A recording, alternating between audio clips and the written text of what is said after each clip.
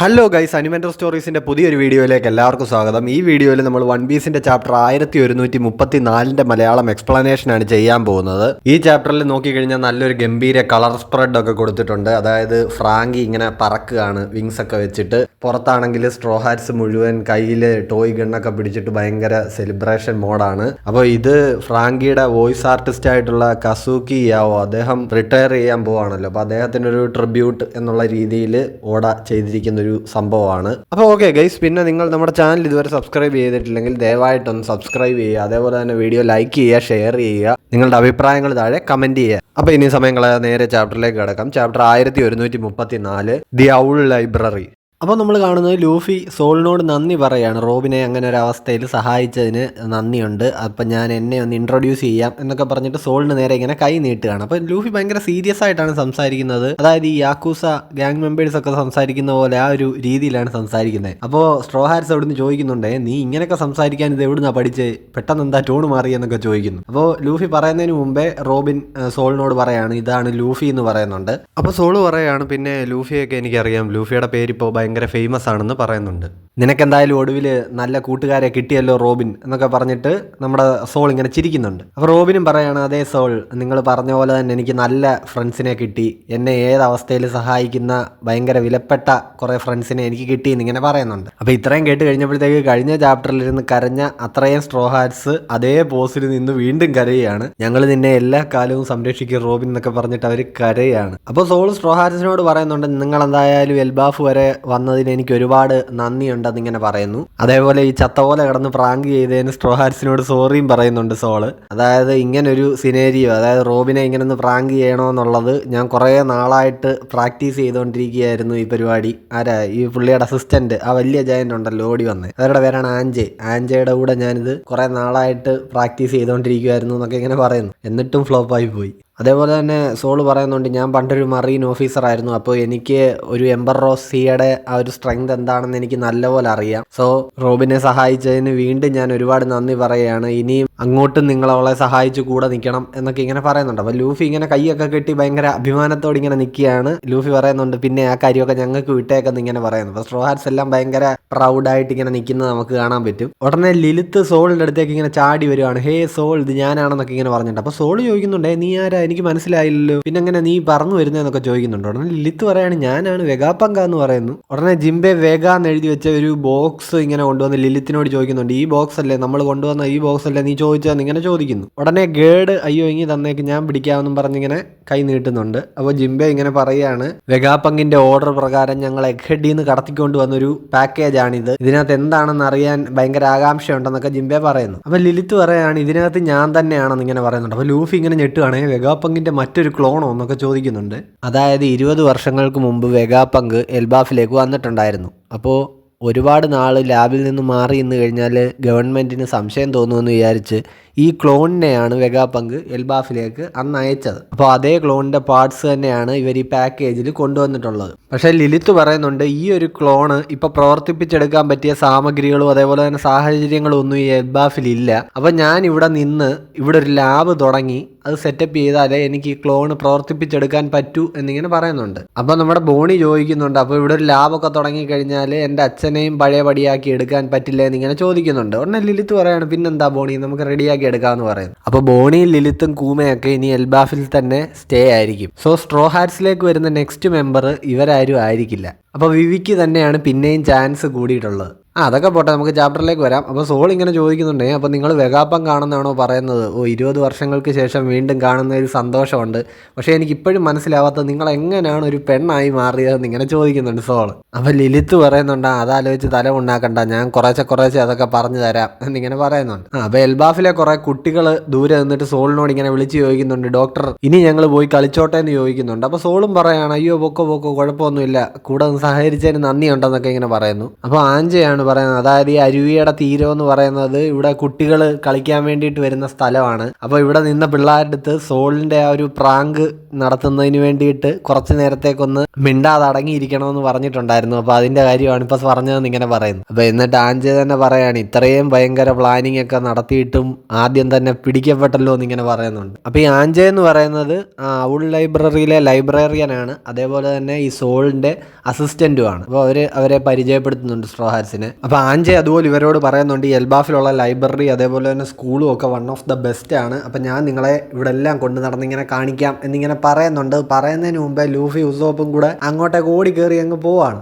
അപ്പോൾ സോൾ ആണെങ്കിൽ നമ്മുടെ ഗേഡിനോടും അതേപോലെ തന്നെ ആൻജയോട് ബൈ പറഞ്ഞിട്ട് അങ്ങോട്ട് പോവാണ്. സോൾ പറയുന്നുണ്ട് ഞാൻ റോബിനെ കൊണ്ടുപോയി ആ ലൈബ്രറി ഒക്കെ ഒന്ന് കാണിക്കട്ടെ, അപ്പോൾ നിങ്ങൾ ബാക്കി സ്ട്രോ ഹാറ്റ്സിനെ അവർക്ക് എവിടെയൊക്കെയാണ് ചുറ്റേണ്ടതെന്നുള്ള അവിടെയൊക്കെ കൊണ്ടുപോക്കോ എന്നിങ്ങനെ പറയുന്നുണ്ട്. അപ്പോൾ ഇവിടുത്തെ ഈ സ്കൂളിൻ്റെ പേര് സ്കൂൾ ഓഫ് ദ വാൾറസ് എന്നാണ്. അവിടാണ് കൊച്ചു കുട്ടികളൊക്കെ പഠിക്കുന്നത്. അപ്പോൾ ഈ സ്കൂള് സോളാണ് തുടങ്ങിയത് 20 വർഷങ്ങൾക്ക് മുമ്പ്. ഇവിടുത്തെ രാജാവ് കിങ് ഹെറോൾഡ് പറഞ്ഞിട്ടാണ് സോൾ ഈ സ്കൂൾ തുടങ്ങിയതെന്ന് ഇങ്ങനെ പറയുന്നുണ്ട്. അപ്പോൾ ഉസോപ്പ് ചോദിക്കുന്നുണ്ടോ ഇതപ്പോൾ എൽബാഫിലെ ഭാവി പോരാളികൾക്ക് ട്രെയിനിങ് കൊടുക്കുന്ന ഒരു സ്ഥലമാണല്ലേ എന്ന്. അപ്പോൾ ലൂഫി ഉസോപ്പും സോറോയും കൂടെ അങ്ങോട്ടേക്ക് ഓടിയിട്ടുണ്ട്. പിന്നെ നമ്മളെ ബാക്കി സ്ട്രോ ഹാറ്റ്സിൻ്റെ ഒക്കെ കാര്യം കാണിക്കുന്നു. ചോപ്പറിന് ലൈബ്രറിയിലേക്ക് പോകണമെന്നുണ്ട്, കാര്യം അവിടെ കുറേ ബുക്സും കാര്യങ്ങളും ഒക്കെ ഉണ്ടല്ലോ. അപ്പോൾ ബ്രൂക്കും പറയുന്നുണ്ട് എനിക്കും അങ്ങോട്ടേക്ക് വരണം, കാര്യം സ്കൂളിലേക്ക് തിരിച്ചു പോകുന്നത് ഭയങ്കര നൊസ്റ്റാൾജിയ ഉണ്ടാക്കുന്ന കാര്യമാണെന്നൊക്കെ പറയുന്നുണ്ട്. നാമി വേറെ എങ്ങോട്ടേക്കോ വഴിക്ക് പോകാൻ പോവാണ്, മേ ബി ഷോപ്പിങ്ങിന് വല്ലതും ആയിരിക്കും കടയുണ്ടെങ്കിൽ. അപ്പോൾ സാഞ്ചി പറയുന്നുണ്ട് ഞാൻ നാമിസാൻ്റെ കൂടെ വന്നോളാം, പ്രൊട്ടക്റ്റ് ചെയ്തോളാം എന്നൊക്കെ പറയുന്നുണ്ട്.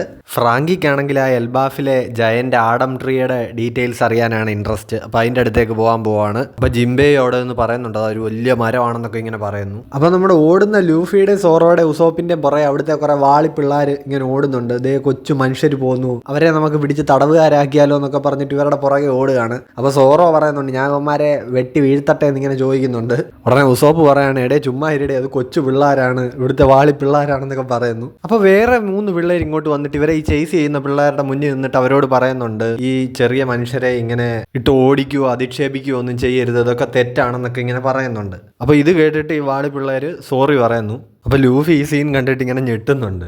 സോറോ ചോദിക്കുകയാണ് നിങ്ങൾ ഈ വാരിയർ വില്ലേജിൽ നിന്നുള്ള പിള്ളേർ നല്ലതെന്ന് ഇങ്ങനെ ചോദിക്കുന്നുണ്ട്. അതേപോലെ ഉസോപ്പ് പറയണേ ഞങ്ങളെ കളിയാക്കിയാൽ ഇവരെ വഴക്കൊന്നും പറയണ്ട, എന്തായാലും നിങ്ങൾ ഭാവിയിൽ കടലിലേക്ക് ഇറങ്ങി മനുഷ്യരുമായിട്ട് യുദ്ധം ചെയ്യാൻ തന്നെയല്ലേ പോകുന്നതെന്ന് ഇങ്ങനെ പറയുന്നുണ്ട്. ഉടനെ പയ്യന്മാർ പറയുകയാണേ ഞങ്ങൾ യുദ്ധമൊന്നും ചെയ്യാൻ പോയില്ല, അത് ഭയങ്കര അപകടം പിടിച്ച പണിയാണെന്ന് പറയുന്നു. ഉടനെ ഉസോപ്പ് ഞെട്ടുന്നുണ്ട്. ഉസോപ്പ് ചോദിക്കുകയാണേ അപ്പം നിങ്ങൾ ഇവിടെ ഇനി ഭാവിയിൽ യുദ്ധം ചെയ്യാൻ വേണ്ടിയിട്ട് വളർന്നു വരുന്ന പിള്ളേരല്ലേ എന്നൊക്കെ ചോദിക്കുന്നു. അപ്പോൾ ആരുടെ ഒരു വോയിസ് നമുക്ക് കേൾക്കാം, ആ ട്രെൻഡൊക്കെ മാറി ഇനിയിപ്പോൾ ഉള്ള ട്രെൻഡ് അതൊന്നും അല്ല എന്നിങ്ങനെ പറയുന്നു. അപ്പോൾ സോറോ പറയുന്നുണ്ടേ പ്രായമായ ഒരാളുടെ സൗണ്ടാണല്ലോ എന്നിങ്ങനെ ചോദിക്കുന്നു. ഉസോപ്പ് അപ്പോൾ ചോദിക്കുകയാണ് ട്രെൻഡ് മാറിയെന്നോ എന്തൊക്കെ ഈ പറയുന്നതെന്ന് ഇങ്ങനെ ചോദിക്കുന്നുണ്ട്. അപ്പോൾ ആ പിള്ളേരിൽ ഒരു ചെക്കൻ ഇങ്ങനെ പറയുകയാണ് നിങ്ങൾ ആ നിൽക്കുന്ന സ്ഥലത്തുനിന്ന് മാറിയെന്നോ ഇല്ലേ വഴക്ക് കേൾക്കുമോ എന്നിങ്ങനെ പറയുന്നുണ്ട്. അതായത് നിങ്ങളിപ്പോൾ കയറി നിൽക്കുന്നത് ഞങ്ങളുടെ ടീച്ചറായിട്ടുള്ള റിപ്ലൈയുടെ ദേഹത്താണെന്നാണ് ആ പിള്ളേർ പറയുന്നത്.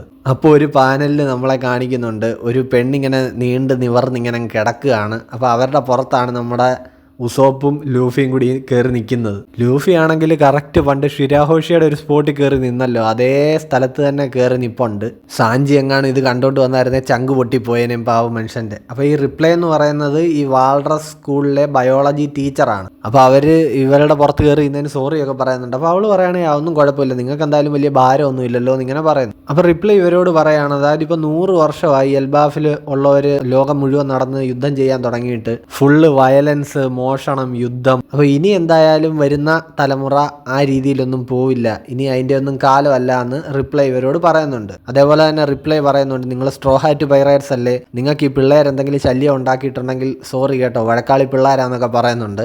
റിപ്ലൈ ആണെങ്കിൽ നമ്മുടെ ലൂഫിയെ ഉസോപ്പിനെ ഇങ്ങനെ കൈവെള്ളയിൽ ഇങ്ങനെ എടുത്ത് നിർത്തിയിരിക്കുകയാണ്. എന്നിട്ട് അവളിങ്ങനെ പറയുന്നു ഇവിടുത്തെ രാജാവായിരുന്ന കിങ് ഹെറോൾഡ് ഒരിക്കൽ പറഞ്ഞിട്ടുണ്ട്, അതായത് മറ്റ് രാജ്യങ്ങളുമായിട്ട് കച്ചവടം നടത്തും അല്ലാതെ അവരുമായിട്ട് യുദ്ധം ഉണ്ടാക്കാൻ നിൽക്കരുത് എന്ന് പറഞ്ഞിട്ടുണ്ടെന്ന് പറയുന്നുണ്ട്. അപ്പോൾ ആൻജയും പറയുന്നുണ്ട് അതെ പുള്ളി ഒരു മഹാനായിട്ടുള്ളൊരു രാജാവായിരുന്നു, പക്ഷേ എന്ത് ചെയ്യാം അദ്ദേഹത്തിനെ സ്വന്തം മകൻ തന്നെ കൊന്നു കളഞ്ഞു എന്നിങ്ങനെ പറയുന്നുണ്ട്. ലോക്കി ആ ഒരൊറ്റ കാരണം കൊണ്ട് തന്നെ അവനെ സിംഹാസനത്തിലിരിക്കാൻ എൽബാഫിലെ ജനങ്ങൾ ഇതുവരെ സമ്മതിച്ചിട്ടില്ല എന്നിങ്ങനെ പറയുന്നുണ്ട്. അതായത് ഇപ്പോൾ എൽബാഫിന് രാജാവൊന്നും ഇല്ല എന്നിങ്ങനെ ആൻജി പറയുന്നു. അപ്പോൾ ചരിത്രമൊക്കെ പറഞ്ഞു നിന്നത് മതി, എല്ലാവരും ഇവരെ കൊണ്ടുപോയി സ്കൂളൊക്കെ ഒന്ന് കാണിക്കുമെന്ന് പറഞ്ഞിട്ട് പിള്ളേരോട് പറഞ്ഞു വിടുകയാണ് നമ്മുടെ റിപ്ലൈ. എന്നിട്ട് അതേപോലെ തന്നെ ലൂഫിയോട് പറയുന്നുണ്ട് ലൂഫിയുടെ ഗിയർ 5 ആ വൈറ്റ് കളറിലുള്ള ഒരു ഫോം കാണാനായിട്ട് ഭയങ്കര ആഗ്രഹം ഉണ്ടെന്ന് റിപ്ലൈ ഇങ്ങനെ ലൂഫിയോട് പറയുന്നു. അപ്പോൾ ലൂഫി ഇങ്ങനെ പറയുന്നുണ്ട് ഞാൻ ഭയങ്കര ഫ്രീ ആയിട്ടിരിക്കുമ്പോൾ വരുന്ന ഒരു ഫോമാണത് എന്നിങ്ങനെ പറയുന്നുണ്ട്. അപ്പോൾ റിപ്ലൈ ഉടനെ നിക്കയെ പറ്റി പറയുകയാണ്, അതായത് എൽബാഫിൻ്റെ മിത്തുകളിൽ അങ്ങനെ ഒരു വാരിയറിനെ പറ്റി പറഞ്ഞിട്ടുണ്ടായിരുന്നു എന്നിങ്ങനെ പറയുന്നുണ്ട്. സോ എനിക്ക് ആ വാരിയറിന്റെ ലുക്ക് ഒന്നുകൂടി കാണാനായിട്ട് എനിക്ക് ഭയങ്കര ആഗ്രഹമാണ്. അതായത് എന്തായാലും വാരിയേഴ്സിന്റെ ഒരു ലാസ്റ്റ് ജനറേഷൻ ആയിരിക്കും ഞങ്ങളുടേത്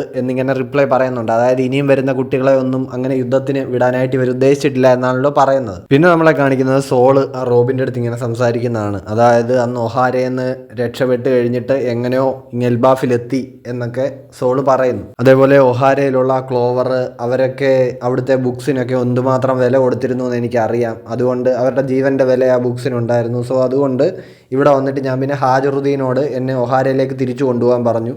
അങ്ങനെ അത് നമ്മൾ കണ്ടതാണല്ലോ, ഹാജറുദ്ദീനെ കൊണ്ടുപോയി തിരിച്ച് ചെന്ന് അവിടുത്തെ ബുക്സ് എല്ലാം അവർ തിരിച്ച് സോള് എടുത്തുകൊണ്ട് വരുന്നത്. അപ്പോൾ ആ ബുക്സ് എല്ലാം ഇപ്പോൾ ഇവിടെ ഔൾ ലൈബ്രറിയിൽ സൂക്ഷിച്ചിട്ടുണ്ട്. അപ്പോൾ റോബിനോട് അകത്തേക്ക് ചെന്ന് നോക്കാൻ ഇങ്ങനെ പറയുകയാണ്.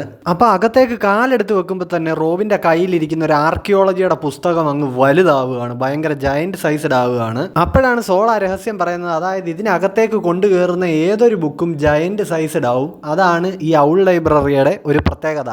അപ്പോൾ ഇതിനകത്തിരിക്കുന്ന ഒഹാരയിലെ ബുക്സ് എല്ലാം ഇങ്ങനത്തെ ജയന്റ് സൈസ്ഡ് ആണ്. അവിടെ ഒരു മരത്തിന്റെ മുകളിൽ ഒരു മൂങ്ങ ഇങ്ങനെ ഇരിക്കുന്നത് നമുക്കിങ്ങനെ കാണാൻ പറ്റും. ഒഹാര 22 വർഷങ്ങൾക്ക് മുമ്പ് സൂക്ഷിച്ചു വെച്ചിരുന്ന ബുക്കുകളെല്ലാം അതെല്ലാം അവിടെ സൂക്ഷിച്ചു വെച്ചിട്ടുണ്ടെന്ന് സോൾ ഇങ്ങനെ പറയുന്നു. അപ്പൊ റോബിൻ ആ ഒഹാരയിലെ ലൈബ്രറിയെ പറ്റി ഇങ്ങനെ ആലോചിക്കുകയാണ്. ക്ലോവർ ഇങ്ങനെ പറയുന്നത് ഇത് വേൾഡിലെ തന്നെ ഏറ്റവും വലിയ ലൈബ്രറി ആണെന്നൊക്കെ ഇങ്ങനെ പറയുന്നതൊക്കെ. ഇവിടുത്തെ ഈ ബുക്കെല്ലാം നിനക്ക് കാണിച്ചു തരുന്ന ഈ ഒരു ദിവസം വന്നെത്തിയെന്ന് എനിക്ക് ഇപ്പോഴും വിശ്വസിക്കാൻ പറ്റുന്നില്ല എന്ന് പറഞ്ഞിട്ട് സോൾ ഇങ്ങനെ കരയാണ്. അതേപോലെ ഇതൊക്കെ കണ്ടും കേട്ടും ആകെ ഇമോഷണൽ ആയിട്ട് നിൽക്കുന്ന റോബിനെ നമുക്ക് കാണാം. പിന്നെ നമ്മളെ കാണിക്കുന്ന അണ്ടർവേൾഡ് ആണ്. അവിടെ ലോക്കി ഇങ്ങനെ ഡെൻഡൻ മുഷിയിൽ ആരോടോ സംസാരിച്ചുകൊണ്ടിരിക്കുകയാണ്. അപ്പോൾ അയാൾ ആ ഡെൻഡൻ മുഷി കൂടി ഇങ്ങനെ ലോക്കിയോട് ചോദിക്കുന്നുണ്ട്, ഞാൻ നിന്നെ ബുദ്ധിമുട്ടിച്ചോ എന്നിങ്ങനെ ചോദിക്കുന്നു. അപ്പോൾ ലോക്കി പറയണോ, ഞാനിവിടെ സമയം എങ്ങനെ കളയണമെന്ന് നോക്കിക്കൊണ്ടിരിക്കുക, എന്തായാലും ഞാനിവിടെ ബോറടിച്ചിരിക്കുക, അതുകൊണ്ട് നീ സംസാരിച്ചോളാനൊക്കെ ഇങ്ങനെ പറയുന്നുണ്ട്. എന്നിട്ട് അയാളോട് പറയുന്നുണ്ട്, നീ കടന്നുപോയ അവസ്ഥയൊക്കെ ഭയങ്കര ഭീകരമാണെന്ന് എനിക്കറിയാം, നിനക്കിപ്പോഴും അതിൻ്റേതായിട്ടുള്ള പ്രശ്നങ്ങളൊക്കെ ഉണ്ടോ, ആ നടന്ന സംഭവത്തിൻ്റെ പ്രശ്നങ്ങളൊക്കെ നിനക്കിപ്പോഴും ഉണ്ടോ എന്ന് ലോക്കി അയാളോട് ചോദിക്കുന്നു. അപ്പോൾ അയാൾ പറയാണ്, അതെ എനിക്കിപ്പോൾ ആ സംഭവത്തെ പറ്റി ചിന്തിക്കുമ്പോൾ തന്നെ എനിക്ക് വല്ലാതെ പേടിയാവുന്നുണ്ടെന്നൊക്കെ ഇങ്ങനെ അയാൾ പറയുന്നു. അപ്പോൾ ലോക്കി അയാളോട് പറയുകയാണ്, ആ നടന്ന സംഭവം എനിക്കും ഭയങ്കര ഇറിറ്റേറ്റിംഗ് ആയി, ഞാൻ നിന്നെ ഒരിക്കലും നേരിട്ട് കണ്ടിട്ടില്ല, നമുക്ക് പേഴ്സണലി അറിയത്തൊന്നുമില്ല, എന്നാലും നമ്മൾ കുറേ കാലങ്ങളായിട്ട് ഇങ്ങനെ ഫ്രണ്ട്സ് ആണെന്ന് പറയുന്നുണ്ട്. അപ്പോൾ ഈ സംസാരിക്കുന്ന ആളെ ഡെൻഡൻ മുഷി കൂടെ സംസാരിച്ചേ ലോക്കിക്കും പരിചയമുള്ളൂ. അപ്പോൾ ലോക്കി പറയാണ്, നിന്റെ സ്ഥാനത്ത് ഞാനായിരുന്നു അവിടെ ഉണ്ടായിരുന്നതെങ്കിൽ ഞാൻ ആ സ്ഥലം ഫുള്ള് തകർത്തേനെ, ഞാൻ എല്ലാവന്മാരെയും കൊന്നു തള്ളിയേനെ എന്ന് പറയുന്നുണ്ട്. അപ്പോൾ അയാൾ ഉടനെ തിരിച്ചു പറയുന്നുണ്ട്, അയ്യോ അങ്ങനെയൊന്നും നടക്കണമെന്ന് എനിക്ക് ഒരാഗ്രഹവും ഇല്ല എന്നിങ്ങനെ പറയുന്നു.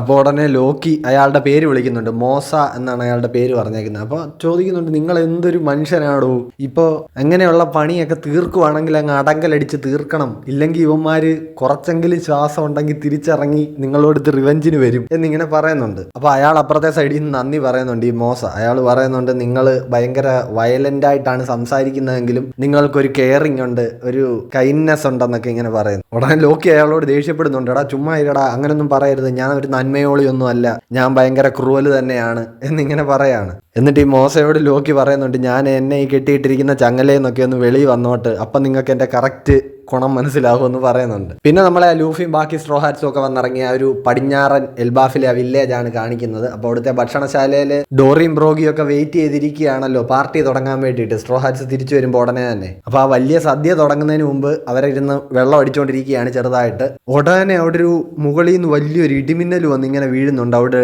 അടുത്തുള്ള ഒരു വലിയ കൊട്ടാരത്തിലേക്ക്. ഇപ്പോൾ ഉടനെ നമുക്കവിടെ കാണാൻ പറ്റും, ആ 5 എൽഡേഴ്സ് എഗ് ഹെഡിൽ വന്ന് ലാൻഡ് ചെയ്തപ്പോൾ ഒരു വലിയ സർക്കിൾ ഉണ്ടായിരുന്നല്ലോ, അതിൽ നിന്നാണല്ലോ അവർ ഉയർന്നിങ്ങനെ വന്നത്. അതുപോലൊരു സർക്കിള് നടുക്കൊരു സ്റ്റാറൊക്കെ വെച്ചിട്ട് ഇപ്പോൾ ഇവിടെയും ഫോം ആയിട്ടുണ്ട്. പക്ഷേ 5 എൽഡേഴ്സിൻ്റെ വന്നേക്കുന്ന ആ സർക്കിളിനകത്ത് സൈഡിൽ നമ്പേഴ്സ് ഉണ്ടായിരുന്നു. അതായത് 5, 4 എന്നൊക്കെ പറഞ്ഞിട്ട് ഇങ്ങനെ നമ്പേഴ്സ് ഉണ്ടായിരുന്നു. ഇതിൽ നമ്പേഴ്സും കാര്യങ്ങളും ഒന്നുമില്ല. അങ്ങനെ 2 പേര് ആ വന്ന സർക്കിൾ വഴി ഇങ്ങനെ അവിടെ പ്രത്യക്ഷപ്പെട്ടിട്ടുണ്ട്. അപ്പോൾ സത്യം പറഞ്ഞ ഒരു ക്ലിഫ് ഹാങ്ങർ സെറ്റിങ്ങിലാണ് ഈ ചാപ്റ്റർ കൊണ്ട് എൻഡ് ചെയ്യിച്ചിരിക്കുന്ന ഓട. കാര്യം ആ സർക്കിളിൽ അവിടെ വന്ന് പ്രത്യക്ഷപ്പെട്ടിരിക്കുന്നതിൽ ഒരാൾ വേറെ ആരുമല്ല, നമ്മുടെ ഷാങ്സിൻ്റെ അതേ ലുക്കുള്ള ആ പുള്ളി. ചാപ്റ്റർ 907 5 എൽഡേഴ്സിൻ്റെ റൂമിലേക്ക് കയറി ചെന്നിട്ട് എനിക്കൊരു പൈറേറ്റിനെ പറ്റി സംസാരിക്കാനുണ്ട്, പറയാനുണ്ടെന്ന് പറഞ്ഞ ആ പുള്ളി ഉണ്ടല്ലോ, ആ ഹുഡി ഇട്ട് അതേ രീതിയിൽ തന്നെ വന്ന് ഇവിടെ പ്രത്യക്ഷപ്പെട്ടിട്ടുണ്ട്. അപ്പോൾ കുറേ തിയറീസിൽ ഇത് ഷാങ്സിൻ്റെ ക്ലോൺ ആണെന്ന് പറയുന്നുണ്ട്, വേറെ കുറേ തിയറീസിൽ ഇത് ഷാങ്സിൻ്റെ ട്വിൻ ബ്രദർ ആണെന്ന് പറയുന്നുണ്ട്. മറ്റിയല്ല ഇത് ഷാങ്സ് തന്നെയാണെന്ന് പറയുന്നുണ്ട്. പുള്ളി ഒരു ചതിയനാണ്, ആട്ടും തോലിട്ട ചെന്നായാണെന്നൊക്കെ പറയുന്നുണ്ട്. അപ്പോൾ ഇതിനെപ്പറ്റി ഇൻട്രസ്റ്റിംഗ് ആയിട്ടുള്ള കാര്യത്തിനെ പറ്റി നിങ്ങളുടെ അഭിപ്രായം എന്താണെന്ന് താഴെ കമൻറ്റ് ചെയ്യാൻ മറക്കണ്ട. അപ്പോൾ ഷാങ്സ് വന്നതിൻ്റെ കൂടെ തന്നെ വേറൊരു ലേഡിയും വന്നിട്ടുണ്ട്. അവരുടെ ഒരു കണ്ണ് മാത്രമേ നമുക്ക് കാണാൻ പറ്റത്തുള്ളൂ. ബാക്കി ആ മൂക്കിൻ്റെ അവിടുന്നോ ബാക്കി മറ്റേ കണ്ണിൻ്റെ അവിടോ എന്തോ മറച്ചിട്ടോ ബാൻഡേഡ് ഒക്കെ ഇട്ടിട്ടോ അങ്ങനെ എന്തോ ഉണ്ട്. ഇനി അതൊരു ഐ പാച്ച് ആണെങ്കിൽ ഒരു ഐ പാച്ച് വെച്ച് ഒരാൾ വരുമ്പോഴത്തേക്ക് വൺ പീസിന്റെ എൻഡിങ് ഏകദേശം അടുത്തു എന്ന് മനസ്സിലാക്കാമെന്നാണ് ഓടെ പറഞ്ഞിട്ടുള്ളത്. അപ്പോൾ എൽബാഫിലേക്ക് എന്തായാലും നുഴഞ്ഞുകയറ്റക്കാർ വന്നിരിക്കുകയാണ്. അപ്പോൾ ഇതെന്താണ് സംഭവം എന്നറിയാനുണ്ടെങ്കിൽ നമുക്ക് നെക്സ്റ്റ് ചാപ്റ്റർ വരെ വെയിറ്റ് ചെയ്യണം. അടുത്ത ആഴ്ച ബ്രേക്കാണ്, ഹോളിഡേ ഒക്കെ ആയതിൻ്റെ ഒരു സംഭവം.